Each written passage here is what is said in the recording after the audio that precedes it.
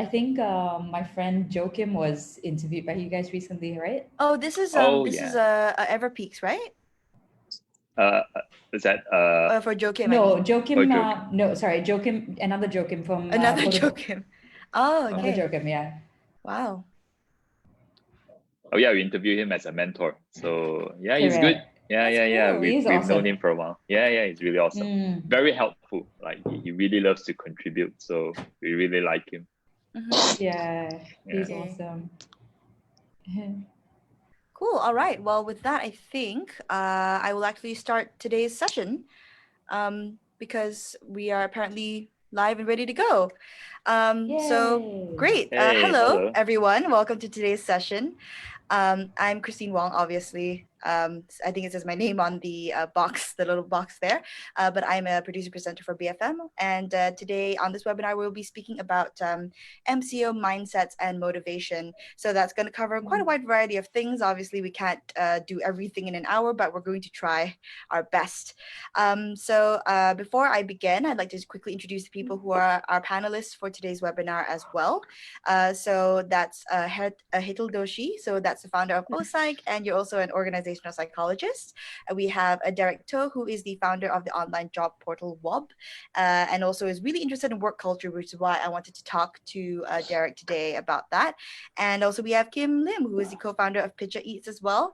So a company that I personally have a lot of love for. They're really delicious and also for a good cause. So a recorded version of the webinar will be uploaded and available. So if anyone's missed anything from this webinar, we will upload it later on to our website. And also during today's webinar, we'd love to hear from all the people on Facebook as well. So please ask questions in the comments below. And then we will hopefully get to as many as we can of them. Great. So the first thing in a webinar about mindset and motivation, I feel we have to start with how are you guys motivating yourselves throughout this MCO period? Maybe we'll start with Derek. Oh, how are we motivating ourselves? Yeah. Yeah. Well, I by nature I have quite an observant personality. So for the most part, I'm kind of taking a step back and kind of watching what's going on because everyone's stuck at home. So I'm obviously monitoring the news, but I try not to look at things too negatively, right? And just look at it as like factually, right? So okay, this is what's happening. And then as things develop and our company is still running because everyone works remotely very effectively. So we're still very busy like with operations, and that kind of keeps things going, right? So I'm not like stuck at home with nothing to do and keep on thinking about what might go wrong. So I'm not in that cycle. So that's pretty good. So that kind of keeps us and the whole company going. Right. How about you, Hetal? Yeah, I think as a psych, the first thing we always do is try to isolate ourselves for a little while and think about our fears. So that was pretty much the first thing I did. I think it took me almost about a week or a week and a half to like just understand how I was feeling and what specific fears I was going to have to deal with before I passed it on to anybody else, which inevitably sometimes that's something that we do if we don't check in with ourselves. And I think I was also quite lucky that it was maybe about 2 weeks before MCO that we started getting a lot of feedback, and we knew that something was going to happen. You know, like animals, you just have a little bit of a sense that something bad is going to happen or something crazy is going to happen. So I think I was really lucky that about 2 weeks before that, I was able to like just clean myself up a little bit. And ever since then, I think I just made one very clear decision that I'll be there for the community. And this is my chance to move out of purely a commercial space and now moving into supporting community as a large. And so we have, purposefully created a Facebook group and just trying to rally the entire community towards psychological well-being or resilience rather than talking about the other spectrum of things. I don't think it's done. I don't think I'm fully motivated. I don't think I'm fully okay. In fact, the other day I was chatting with one of my best friends on the phone and we were laughing so hard on the phone. But by the end of the laugh, I was crying like crazy as well. And I had no idea where that came from. It was just a really weird situation. It's never happened in my life. Right. So I don't think it's something that is going to be, something that you can fix permanently. I think it's something that you just have to constantly connect with people and just check in with each other as well. Sure thing. How about you, Kim? How are you keeping motivated at the moment? From my side, like I think I'm very motivated by the team that I've been working with. Like they have motivated me more than I'm motivating them. So it's been quite good to see like the changes that they can put in place and like the mindset that they have acquired, especially right after us like telling them that the MCO is going to happen, and gathering all of them to tell them that from now on, every day will be changes. I'll be there to update all of you, but you have to be able to have that change mindset and be ready for it. But personally, I've been reading a lot. I think it's the best time. I've always wanted to read a lot, so it's the best time for me to be reading now. And I used to be a musician before this, so I have more time to play. But I'm quite excited to see what's going on. What's going to happen post COVID and post MCO. Right. Well, I think that's really great. I think a running theme seems to be that everyone is sort of taking a step back for a little bit, not trying to push ourselves too hard and just trying to figure out sort of how to motivate ourselves before we actually get into it. And all three of you are also entrepreneurs and you all own your own companies. So, I think a big part of motivation in this time is also how you guys are motivating your staff. And Kim, you were saying that, your staff seems to be motivating you more than you're doing it for them. But, how is sort of the company keeping themselves motivated throughout this time, Kim? Because we're part of like essential service, so all of us have to work in our office. But also I think right after the MCO announcement, the next day we got the team together. We told them that I think the first thing is we have to address that there'll be no pay cuts because we are okay for now. And we can still run as a part of essential service. And the next thing was then to address their safety. I think that's the most worrying part for many. Because part of essential service means they have to work in the office, and so addressing that means having them to work in the office, but also giving them that space. If anyone choose to work from home, they can come and talk to me personally, and I'll do what we can do best. I think the next thing also was trying to see what steps and procedures that we have to put in so that we can still run in the office. So like sanitization, or like everyone having to get their vitamin C's in the morning and things like this, banning anyone from going any big gatherings and things. So these are the steps that we put in to ensure like they feel very relieved about their safety. And then after that, like they are pretty much quite independent in terms of mindset, and they're doing quite okay. Yeah. Right. So basically, you guys still have a bit of going into, I guess, the office and stuff because you guys are essential services. But for the most part, you have that communication very clearly on what sort of limits people can set. I know, Derek, earlier you were saying that a lot of your team is working remotely as well. So that's another obstacle, right, in keeping your staff motivated? Yeah, for sure. So one of the things that, when we first, if you're working in the office, right, the cool thing about working in the office is you can see each other. And when you can see each other, you kind of feed off each other's energy. And, as much as we can work remotely, it feels so different when you're sitting by yourself and trying to keep motivated through that. So one of the things that we talked about was we would have constant communication with each other using video. So we can actually see each other and you can feel each other working, and that the team spirit is still there. So operationally, we made sure that we had that. We had morning check-ins just to make sure that everyone can see the entire team together and talk about what we're going to do today. So those little things, I think, is quite important. And from the beginning, we said like we have to do this because we're going to lose the energy very quickly if we don't. Right. And Hetal, you are sort of taking it upon yourself, not just to motivate your employees, but to sort of, because you created that Facebook group that you were mentioning, which is mental health at work. And you're sort of trying to put together these materials for other people to sort of get them through this time. I mean, talk to me a bit about how that's helping to motivate other people as well.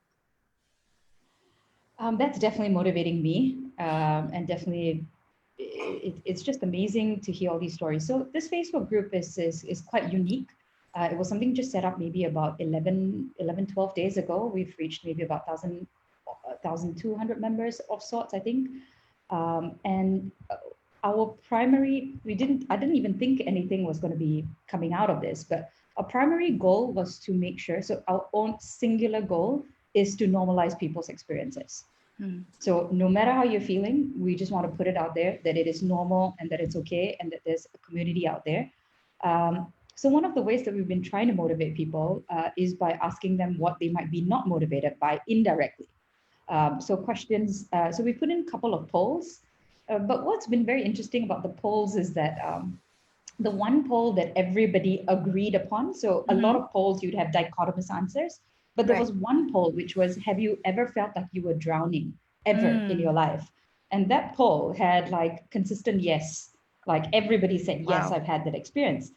And so what we decided to do was then just use that as a unifying cause that we've all been there. Let's not pretend that one is above the other, and it's non-discriminatory. This is something all of us will go through. So we've had maybe about 21 different interviews with different people from Bhutan. We've had thought leaders like Frida's come in. You know, this is not a nice thing to say, but Frida cried during the interview. And it was a really amazing interview because it was a personal story about personal relationships. And then you've got Joe Kim, who was talking about his letter to the Prime Minister.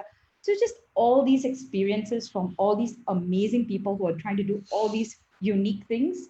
And also people who just said, I can't do anything right now. I just can't. I mean, actually, and that's just really normalize.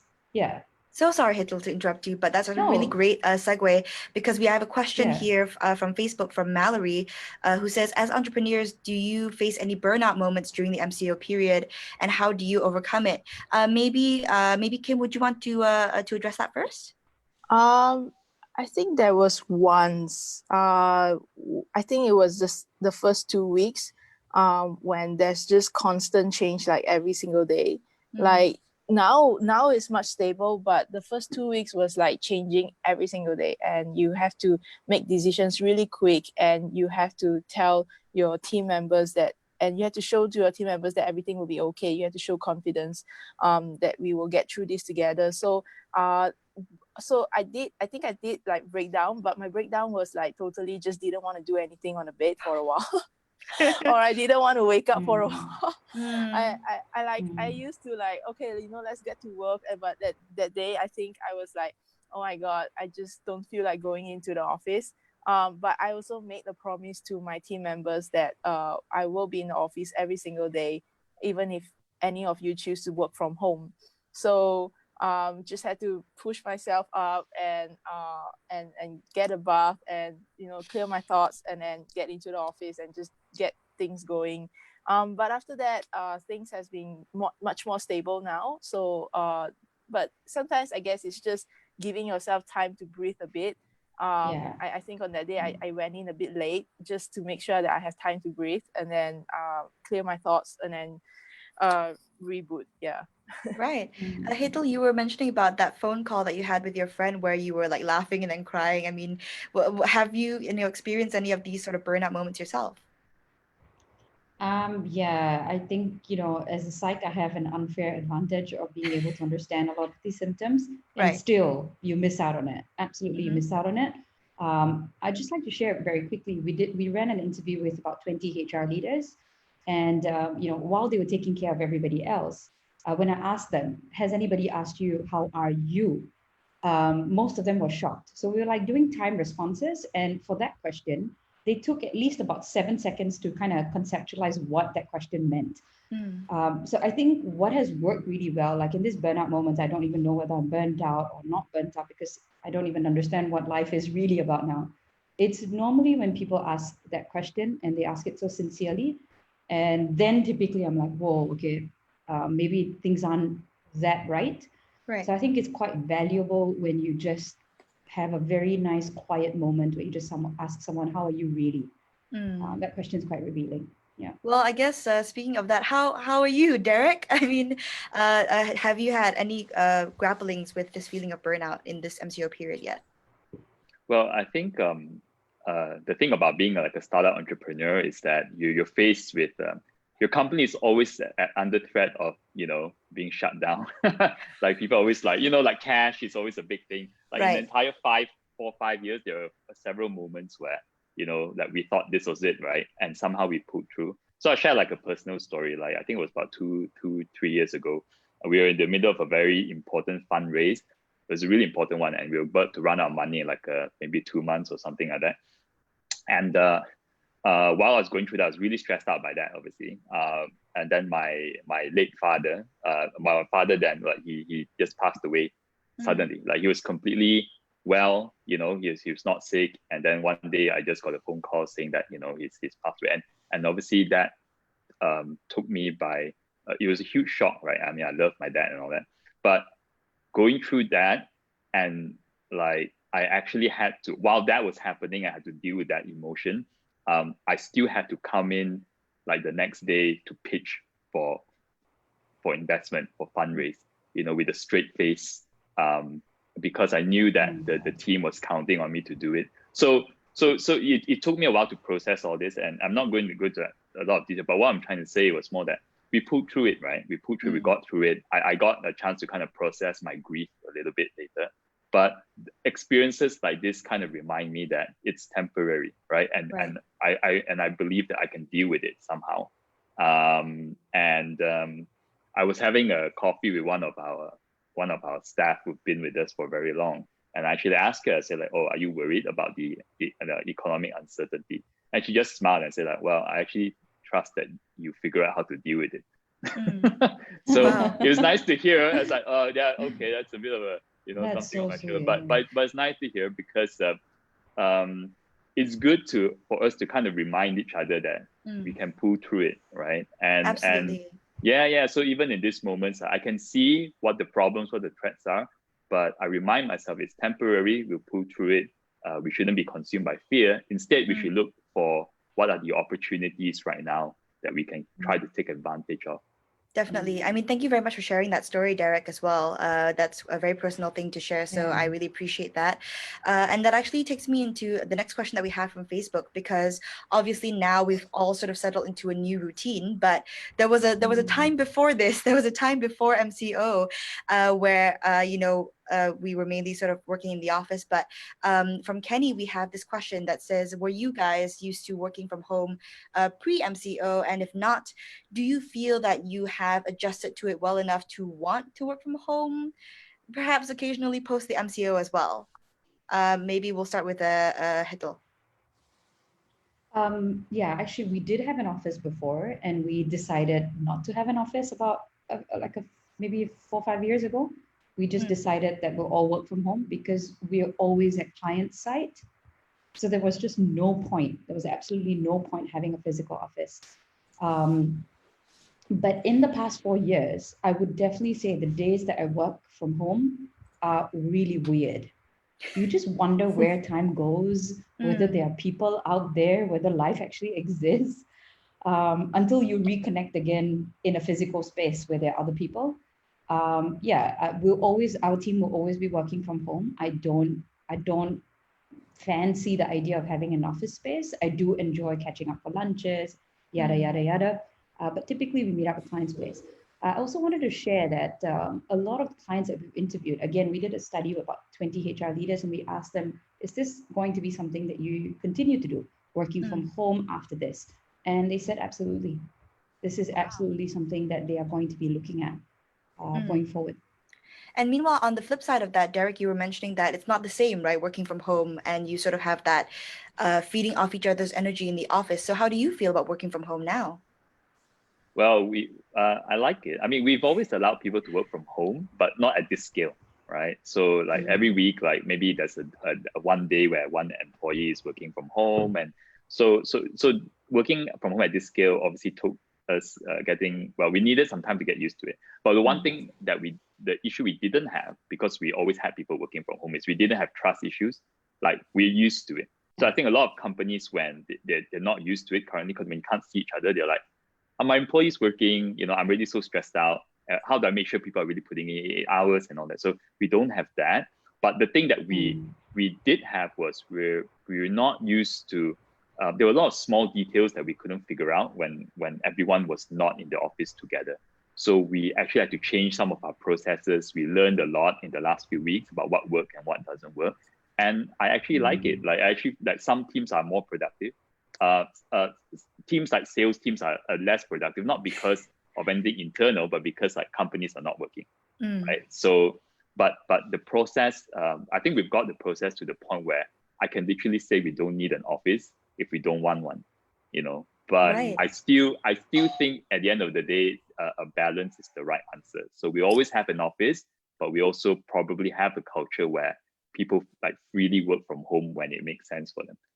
Right. And how about you, Kim? Because obviously Picture Eats is pretty hands-on. So how do you guys manage working from home right now? My team, well, honestly, we're working in the office. Yeah. But for those that you were saying that they have opt. Yeah.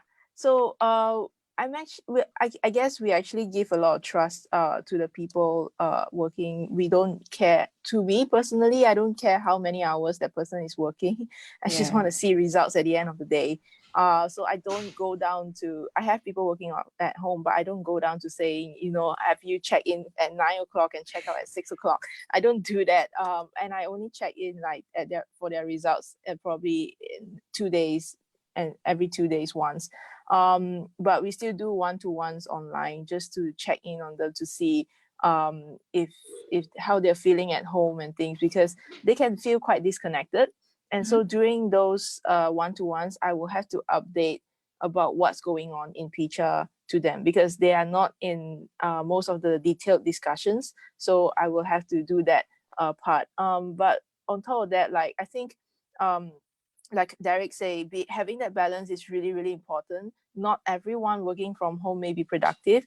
I always see Picture as a creative company. So creativity just can't be done being at home unless you're being individual and, you know, having people to do things on top of your product. But it or not, or else if you want like a collective effort in producing things and ideas, it's just very impossible to do it at home.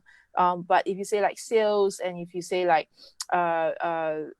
documentation, administrative stuff, yes, you can do it at home, but also the balance between like personal and work life will then have to happen, because I also know people who has like very blurred sense of idea of the time. Like it's like they felt like they have working more, like what you all just mentioned just now, working more at home than having that balance. Right. We've got a sort of two-parter question here from Jeff on Facebook as well.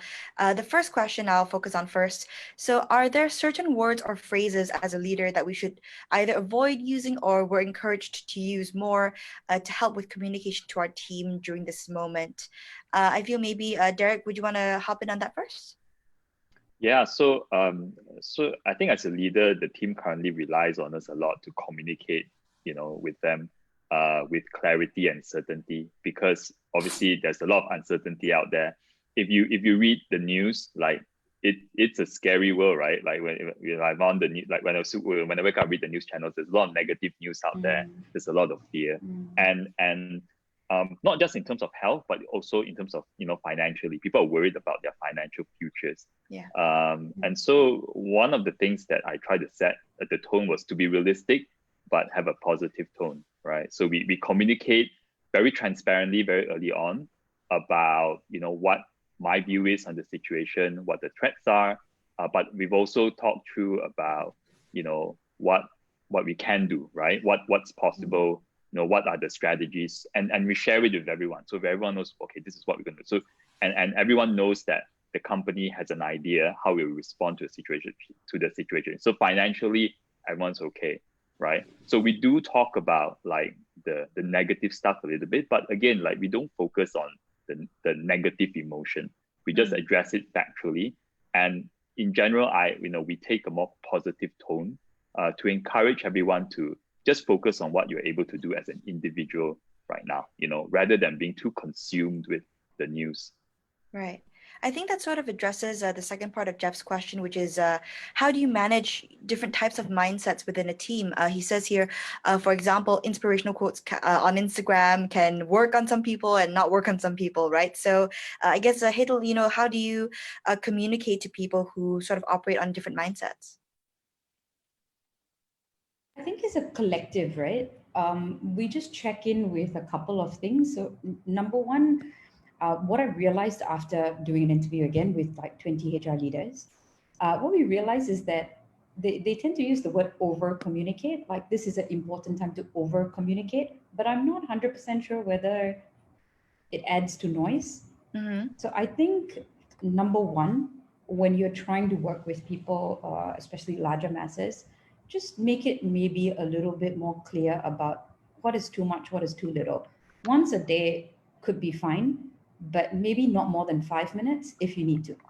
So I think just minimize the noise. Some leaders are sending out a lot of emails, a lot of invites for team meetings. Stop it. I think this is the time for simplicity, like Mary Kondo the crap out of everything that you're going to say. And the second thing is, what is the uniqueness in the message? So why are you actually saying what you're saying? What is unique? Like say, for example, Derek earlier sharing a story about his dad. That will leave me, it has stuck in my mind. It will stick in my mind for a very long time. And that's maximum value, just 2 minutes, maximum value for me. The third thing I think about communication as well is about consistency. A lot of leaders have told me that their CEOs are actually stepping up today. So they're actually very proud of CEO dealing with crisis. I've never really heard this in my life before. A lot of times it's like, oh, CEO not doing that, I'm not doing this. But for the first time, I'm actually saying CEOs are really, really stepping up. They're really communicating, they're fronting a lot of things. But the problem is inconsistency when it comes to the second level, the third level, the middle managers. I think the thing about communication as well is consistency. So some teams, some leaders are like, hurry up, we have to go, go, go. The other team is like, how are you feeling? Is everything okay? How can I help? What is going on over there? So I think we're indirectly creating fractures in something that's already fragmented. So you just want to make sure that when you communicate, you're plastering, you're molding. And lastly, I definitely agree with Derek. Whatever you say, just question whether it's more empowering or disempowering. Right. Yeah, I think that's about it. It could be Instagrams, post or whatever it is. But yeah, can I just share one last thing? Something that I learned from the interview with 20 leaders. One really amazing company. Instead of doing blast outs, they actually, on top of that, they called every single of their 500 employees, personal calls. So forget about digital stuff. I think you really just want to have a heart-to-heart conversation. I was completely blown away. It's the first time I'm hearing something like this in Malaysia. 500 employees. I mean, actually, that's a really great segue to another question from Jeff via Facebook. So how important is doing check-ins or meetings with the team via video compared to audio only? Some people are camera shy; they don't necessarily want to be on video. How do you overcome that? Maybe Kim, can we go to you on this first? I think I don't insist like the people to on their videos because I can you can hear it from their tone whether they're enthusiastic or whether they're feeling depressing, because like I don't see a point that we really have to like have them on their videos. And yeah, I just don't see it. But to add what we discussed about just now, I think we do have like a lot of have some of the team members feeling uncertain about what's happening or what's going to happen, or because they have not gone through this constant change for quite some time, and then suddenly this thing has to happen. I think it's very important to address every concern that they have. So we have like people who are concerned about their safety. We have people who are concerned about their family. We have people who are concerned about the financials. So what we did is like we don't have 500 employees, but we make sure that every employee is being spoken with like one-to-one, and to address every of their issue and then help them to get through it. So that's what we did as well. Right. How about you, Derek? What do you think of this video audio sort of conversation? Oh yeah, I mean, like, I like video. I think I'm actually not a very touchy-feely kind of person, but I think there's a lot of that you can't replace that human touch a little bit, right? And when we can't, and when we're not physically with each other, I think it helps a little bit to be able to see each other in person. Right. So I kind of look at it in that way. So there were some moments where I think I went a few days without actually talking to someone properly, and it did feel very different. I don't feel like I was in the team anymore. You know, even though we have like 60 people working at the same time, but I just felt so disconnected. And we did email each other, we did send messages, but it's just not the same until you actually see someone and you talk to them in person. So I do like it. I see. Sort of on a personal note, in terms of the video audio thing, I'm one of those people, ironically, although I'm doing a webinar now, I can occasionally be a bit camera shy, but I think it's just a matter of communicating to that person and just seeing, do they prefer video, audio, and how can you guys address that? But one question I want to ask you guys is, have you come across a case of an employee being, demotivated or facing that burnout in this period, and how have you addressed that, especially since you're not really allowed to have like a face-to-face? Hetal, can you start first? Sorry. Yeah, I don't mind sharing. So I have one of my really close colleagues who hasn't really been coping too well even prior to COVID-19, and this is for very personal related issues. And she had already started to see, I know this is so strange because I'm a psychologist. Right. And she really supports a lot of the stuff that we do. I think sometimes being in this industry, we catch on a lot of the dirt in terms of energy as well. And I see a psychologist. I always encourage other people to as well. So she'd already started seeing a psychologist before. And, I told her, just maybe take a little bit of a time out, like relax a little bit. When you feel better, work more. But what I realized was that was the wrong thing to do. So I've actually put her on more purposeful projects. I'm like, it's okay. It's better you burn out with all the stress and stuff rather than you're depressed and on the bed. I'm like, let me just pull you there for a little while. So I think one of the important things is not to let a person go and relax and be further isolated. You need to pull them back. You really need to pull them back. And it's okay to I shouldn't say this. It's okay to be harsh on them and just say, but do it with the level best of intention. So don't let anybody go, no matter how much they're saying, I need some time out or whatever. No problem, take a bit of time out, but I need you to come back again. Right. Yeah. Okay. How about you, Derek? How would you approach a staff member who's going through a tough time right now? Yeah, I actually like what Hetal just said. So it's a bit of a learning journey for me as a leader, because if you just kind of rewind several years ago, I was the kind of person where, life is tough, right? It is supposed to be tough. No one says it's going to be easy. Deal with it, kind of personality. And because that's how I process situations like this. But then as I use the word mature. As I mature a little bit more, I realized not everyone processes it in this way. And I think at a lot of the times when they come and talk to me, right, it's probably already at the point where they need it, or else they wouldn't be talking to me about something. And trying to be more personal and trying to understand, I suppose, what their issues are. But I do swing a bit, so in this learning journey or process, I did swing a little bit too much to one direction at some point. So I can be too understanding, and then that's actually not helpful. So it's not helpful to them, and actually it actually sets the wrong expectation, and actually it does affect the way they look at even their work in their career. So I'm trying to be somewhere in the middle now, where I try to empathize what they're going through and still give them good advice that's actually helpful to them. Just not just giving in to how they're thinking or their way, because it could be the wrong thing, right, that they're thinking. Right.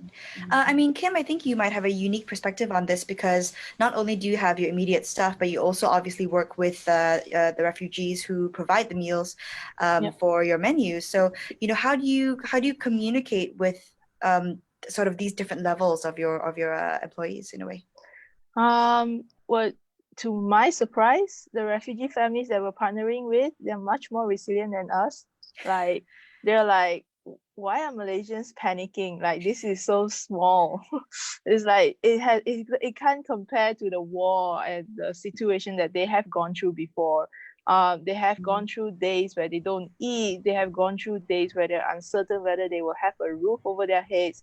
They were uncertain. They've gone through days without like a visa or an identification.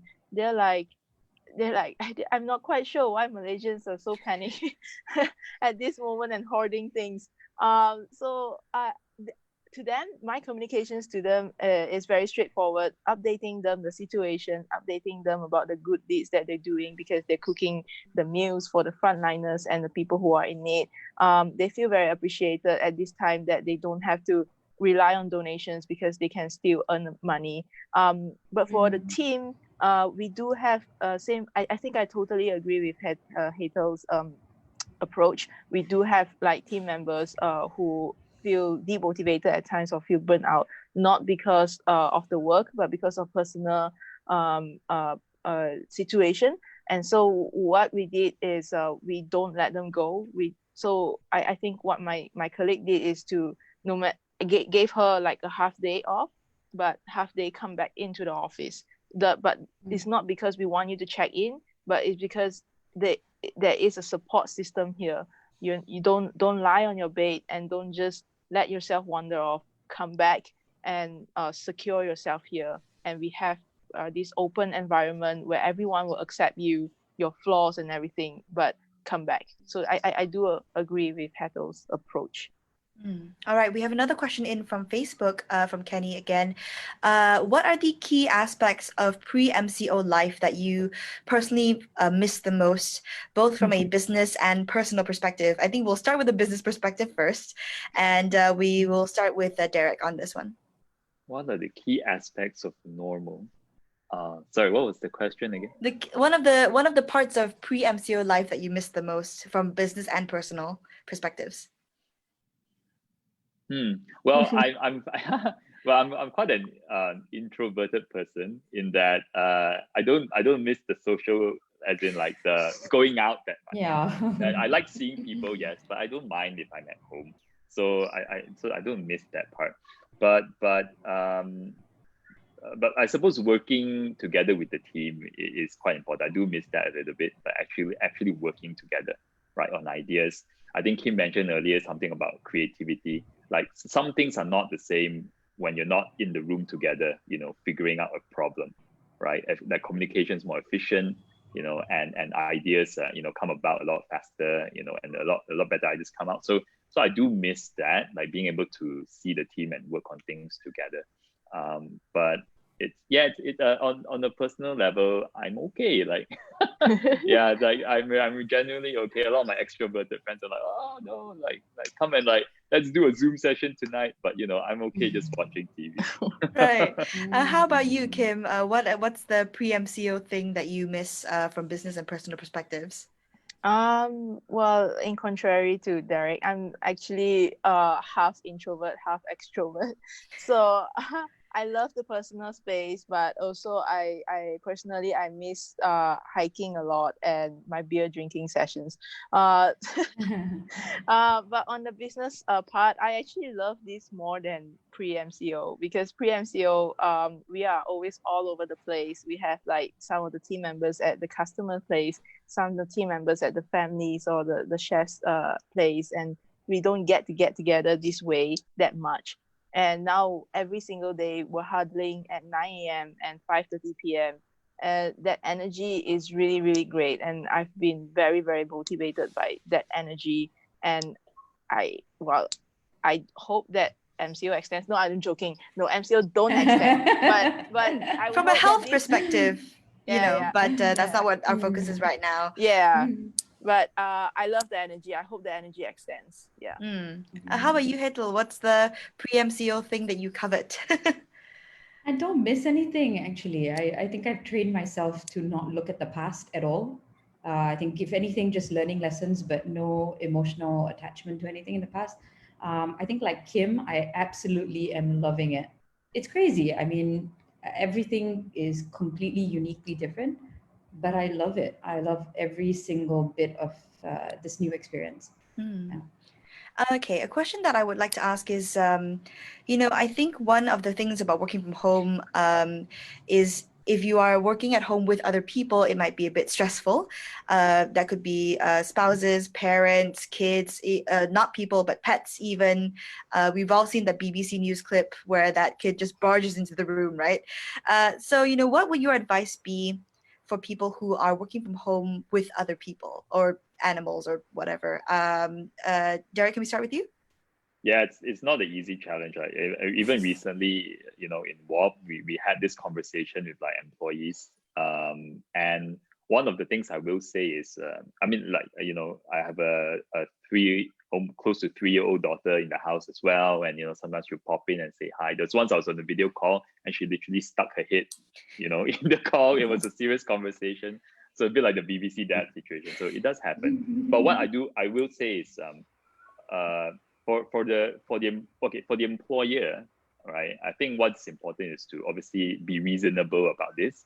Like sometimes your employees might get their work distracted a little bit because of that situation at home.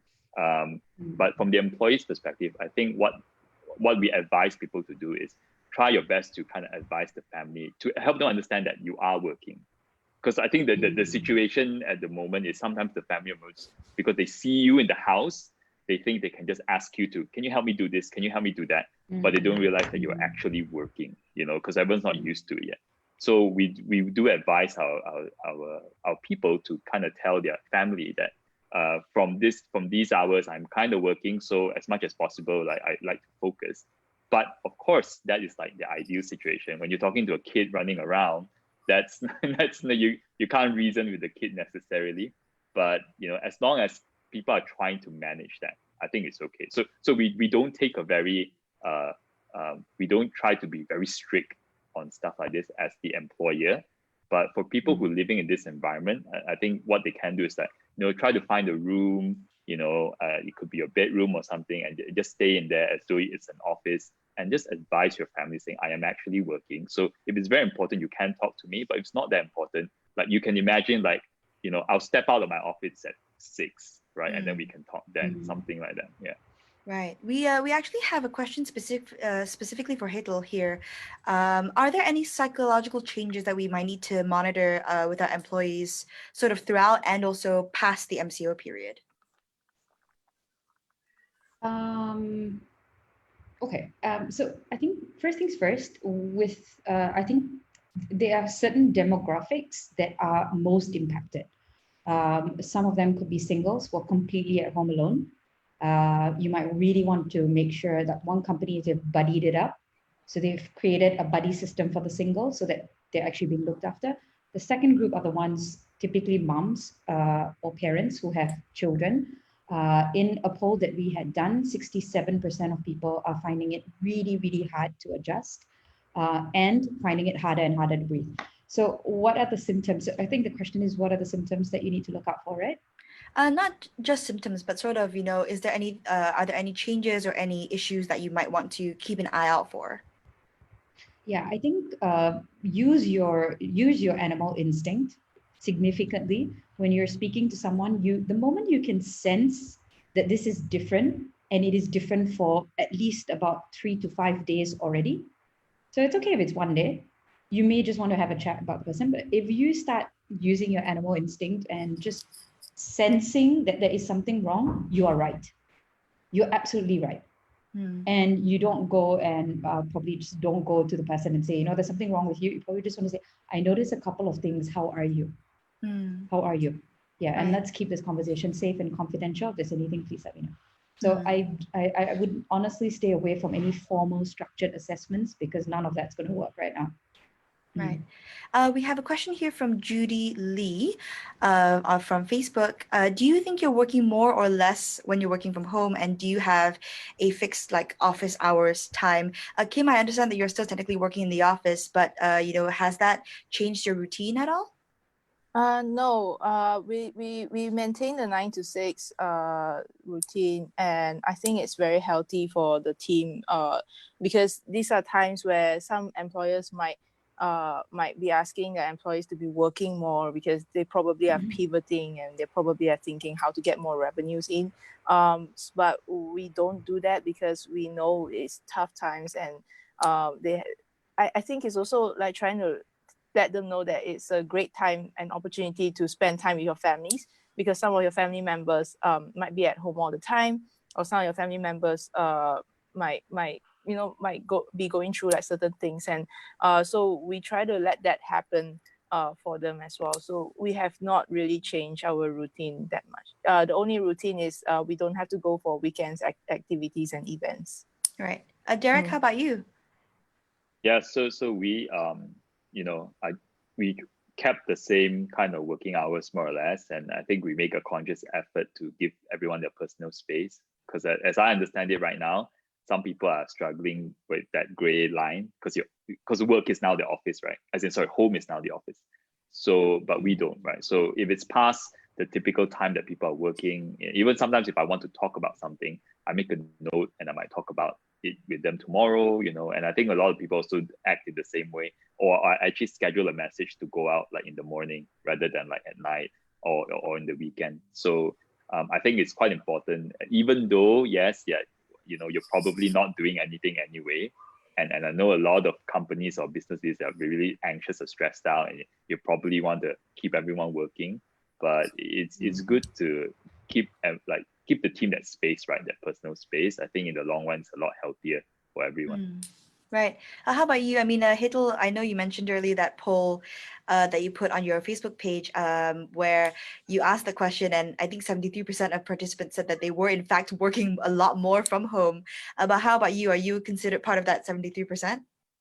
Oh, definitely. And this is important, actually, that we are present as psychologists. This is the time that we are, and we have to be the busiest. And so with my team, I think I would safely say that there's been incredible amount of flexibility. They would go up to 3 weeks of holidays during Christmas if they want to, working from home. So absolute flexibility, but they're all very clear that this is the time that we need to be 100% there.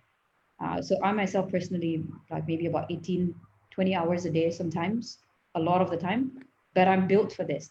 Crisis is where we are supposed to be at. This is our jam. So. Right. Now, here's a question. How do you deal with staff who want to or choose to take time off during the MCO? Maybe Kim, could you start to address that first? I think it depends on the reason. If if you're taking time off because you feel that you can't contribute, or like you feel that it really depends on the reason. I have like a staff who might want to take time off because of safety issues, and then we would then have to talk to them about maybe a compromisation on salary and things. Let's see, because we have other team members who are putting in their weight as well, and if I have to let one person do that, I have to answer to the other team members. So but if it's a situation where it's saying like, okay, you need some time off because you want to get adjusted to the things emotionally, okay, maybe this, but I'll go back to what we discussed earlier. You can take time off, but you need to remember to get back. Like, I'll go back to that again, because we're not at a situation where we can't work. Like, we seriously, it's just everything that we're working goes online. We're in a virtual world, but technically we can 80%, I think 70-80% of our work we can still work, right? The people that cannot work, probably people are doing event managements, and even training courses are all going online. People who cannot work probably are the international logistics or airline travels. Those are the people that the employer has no choice, and if they have to let them go, then it's really no choice. But besides that, we're all working. Like, online, it's really, really possible, right? So we can't take that as an excuse for too much. A temporary period is fine, but not too much. I guess in a way it's a privilege for some people to be able to work right now as well. So to sort of put it into that mindset. Derek, how would you deal with the staff choosing to take time off during this period of time? Yeah, I've never, pre-MCO, there are only two reasons why people take time off. Like, either they were sick, they're not well, or, they're going traveling, right? Going on holiday or something like that. And obviously there's no traveling right now. But obviously and if you're sick, then you're in trouble. Yeah. Oh, people still get sick. I still get people taking sick leave even though they're not exposed to viruses. But that's all good and okay. So never had it happen. But I imagine if someone did come to me and say that they needed time off, then I wouldn't say we wouldn't allow it. But I'd be curious, right? I'd be curious. But there was if they are not curious as in not wanting to give them the time off, I'd be curious about, do you need any help, right? Like why do you need time off, right? Or maybe there's something personal you need to sort out. Then that's all fine. But more from that angle, right? Is there something you need to talk to me about or something? So we definitely would allow it, but no one has actually asked us about it yet. I want to kind of talk a little talk about something that Kim just mentioned earlier as well. I have heard stories of some people jokingly say, "Oh, I have friends who are not working right now, and they have nothing to do, and it's so nice they kind of have like a free holiday, and I still have to work." I hear stories of people saying stuff like this, right. And I do want to say that, actually, you're privileged that you can work. You're so lucky you can work, because at the moment, a lot of people are worried about their jobs, about their careers. The fact that we can still operate is a good thing. That means the company can probably sustain itself, can still move. The people that don't have anything to do right now should be worried, because they're thinking like, what will happen? Like, am I not needed? Stuff like that. So, so I take that approach a little bit, and I think people should feel lucky if they're able to do work. But time off is absolutely okay. Yeah. Right. And we have a message here from Melissa, which is, what are some micro steps people can take to stay positive daily, addressed to all the panelists? We'll start with the Hetal. We'll sort of try to go for maybe like 3 or less things that people can take to stay positive daily. Hetal? I'm not sure whether this is the right advice, because typically everybody has their own time preferences. I would say wake up way earlier. Wake up really early when there's no hustle and bustle. Use that time to clear your mind and think, and create the right environment for the home, and also create that. So definitely number one, I would always recommend wake up early. Number two, think about how you're going to create this right environment, whether at home or with the team. And the third thing is be very clear about everything you're going to say no to, because there's going to be so much of noise during the day. And only focus on one thing that really matters. So I think these are 3 things that I would definitely recommend. Okay. How about you, Kim? Well, I'm going to recommend something that I don't do, but I will recommend that everyone do, is exercise at home. So cute. This is where you don't sweat, because you are staying at home, but we are built to be sweating. So do exercise. But the next thing is something that I do all the time: have great food. There's so many food service right now that are offering like really, really great food, great promotion, because they have to. But like I just had like Burger Lab yesterday. Shout out to Burger Lab. It just makes you feel great, right? So just have great food if you can, or if you cook yourself, cook for yourself, that'd be great. I think the last one will be reading. Like you think that you have all the time in the world to read after this. No, you won't have any time in the world to read after this. It's like the best time to be reading. Like I saw a news yesterday about the schools or the SPM and all being cancelled. I was like, well, this is like the best time to be a student, because you're going to read whatever you want, but not whatever the school wants. So yeah. Right. Okay, Derek, your like 3 steps to stay positive? I would say just have a great morning routine. Like I have one, and I still do it today. Like it's so important to start the day, right? Like wake up super early, have time to yourself. At the moment, like I'm up at 5. Yesterday I was up at 3. And so this is what my morning looks like. It's very light and easy. I do some light exercise, sometimes 5 minutes, 10 minutes, depending on what I feel like. I take a cold shower, like really cold. So it just wakes me up. And then I start journaling. So I write 3 things that I'm grateful for. And it can be anything. It can be like, it doesn't have to be something so big. I'm grateful that I have a phone. I'm grateful there's the internet. I'm grateful that, there's electricity. I just write stuff like that.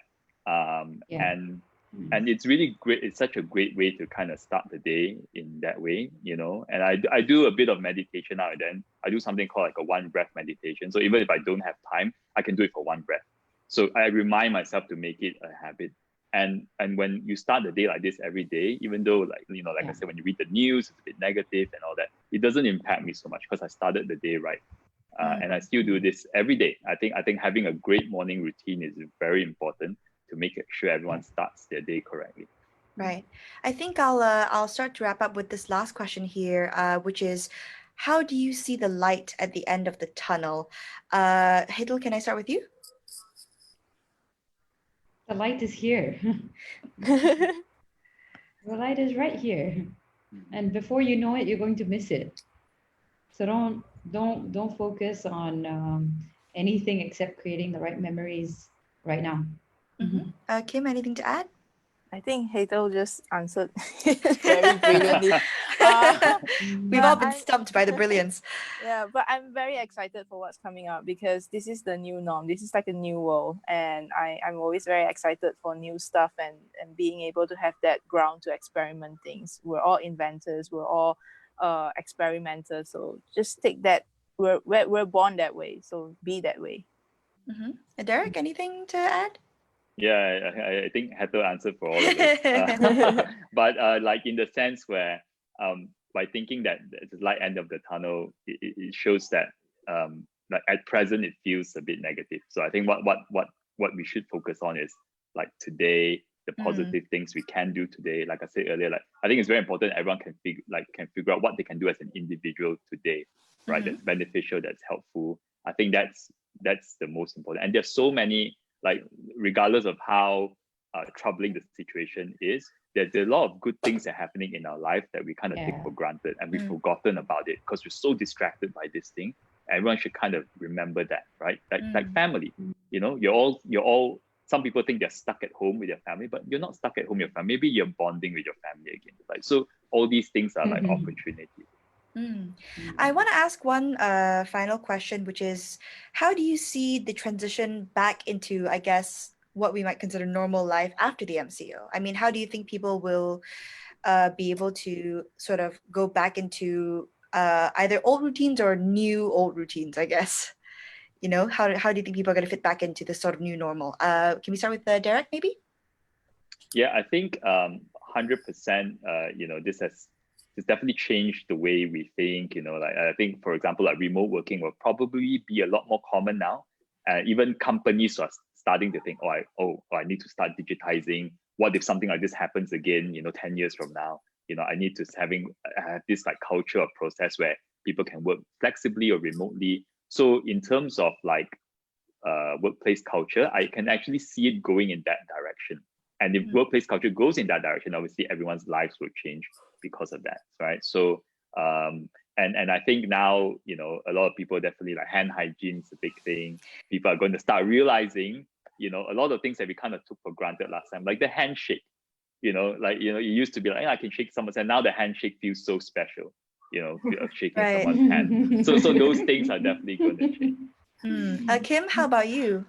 I think pre-MCO, I would always like to do meetings online, but people are so used to, when they say, we want to discuss something, I'll come to my office, or let's go to a cafe, let's spend money, and I have to take 1 hour to drive there, find a parking, pay for parking fees, and then pay for the coffee, and then come back.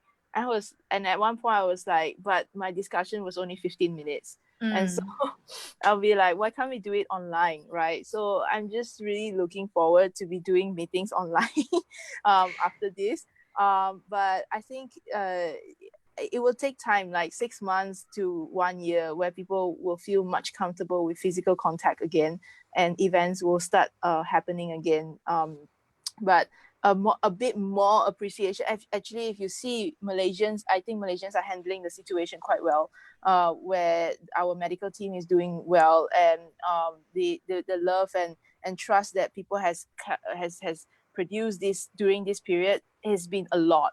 And I really, really love that. And partnerships has been much easier to happen because people like, let's do this together, let's support together, let's support local business. And I love this, and I hope that we could maintain this even after COVID. Hetal, anything brief to add? I think I've been asked this question a lot. What does the future hold? I'm very inclined to say, unless we are very, very conscious and we have a very tight mechanism in place, we will just go back to the old ways. We'll simply just go back to the old ways. Right. Okay. Well, on that note, that brings us to the end of today's webinar. Thank you very much to Hetal, Derek, and Kim for speaking to us and to each other today to discuss MCO mindsets and motivation. Again, if anyone has missed any of this webinar, we will have a recorded version of this uploaded. So do keep an eye out. Thank you to everyone who asked a question as well. That was very helpful for us today. Thank you very much. And I guess we'll see everyone in whenever the next webinar is. All right, thank you. Bye-bye. Thank you. Bye. Bye. Thank you so much.